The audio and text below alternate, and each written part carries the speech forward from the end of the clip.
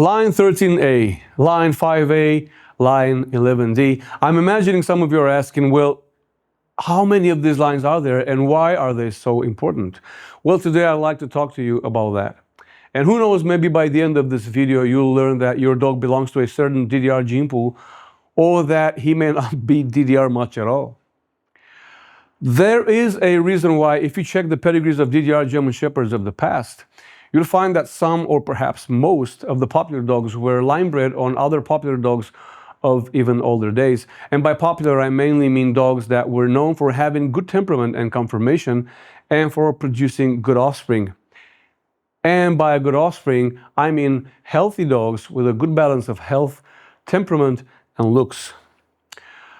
The reason certain breeders line bred on specific bloodlines is those lines consistently produced the traits these breeders wanted in their breeding programs. Some wanted bigger dogs, others wanted more nerve, and some simply wanted better looking dogs. All of these things can be achieved by wisely and patiently making use of these bloodlines. Okay, so here we go. I'll start with a line I really like, and that's 11A. I'll tell you why I like this line. It produced decent sized dogs with nice temperaments, and they had that real protection, as I like to call it. They sometimes lacked the bone strength, though. Line 11A is represented by Bernleberg and Puschkas Himpel, and at the very root you'll find Rolf Osnabrücker Land. I'd also like to point out that a lot of good working dogs came from Bernleberg. Next we have line 11B. Let's say this line produced good-looking dogs that would score well in dog shows as they had good pigment and expression, but they didn't really stand out in temperament. Line 11B is represented by Condor from Marderfall. Let's talk about the bad boys. Serious, aggressive dogs, lines 11D and 11E.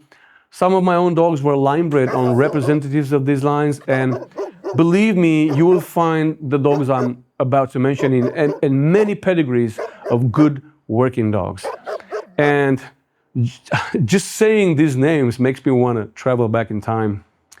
And that is Ole vom Rundeck, Toro vom Lagerwall, Held vom Rieseberg, and Lord from Gleisdreieck, and to me, the best of the best, Ingo from Rudingen. This dog was it. He was a good dog himself, and he produced a lot of good dogs.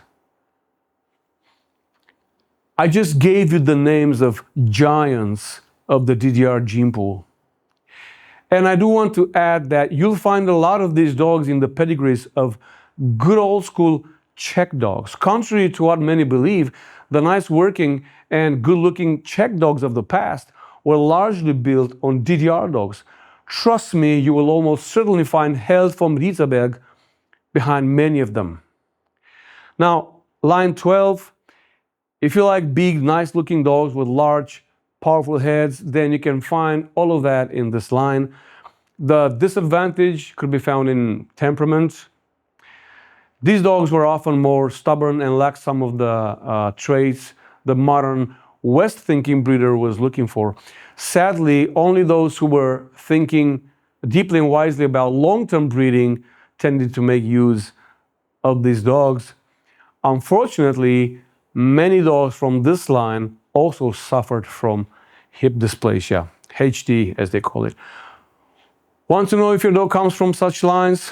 Grab the pedigree, go way down the generations and look for Golf from Rieterberg or Grand from Rieterberg. The Rieterberg kennel owned and produced some awesome dogs. Perhaps the most popular DDR line in the more recent history of the East German Shepherd population is line 13A.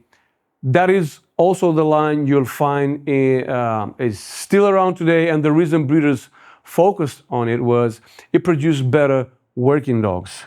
Now, by better working dogs, I'm referring to dogs that would do as they were told, dogs that obeyed commands, dogs that had a good balance of drives and could perform in Schutzhund, which was the sport of the time.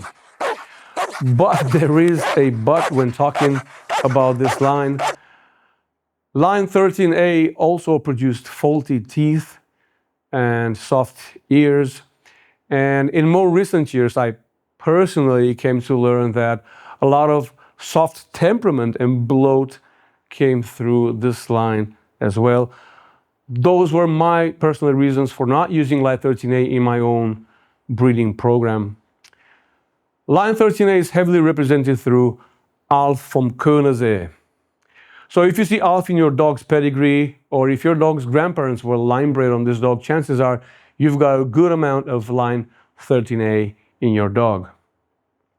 Perhaps the rarest of these DDR lines is, in more recent times, is line 5A. And this is a controversial one for me personally, because based on official reports, dogs from this line were just good looking and lacked strong temperament. And this is where I need to make something clear. Everything I've shared with you so far is based on official reports.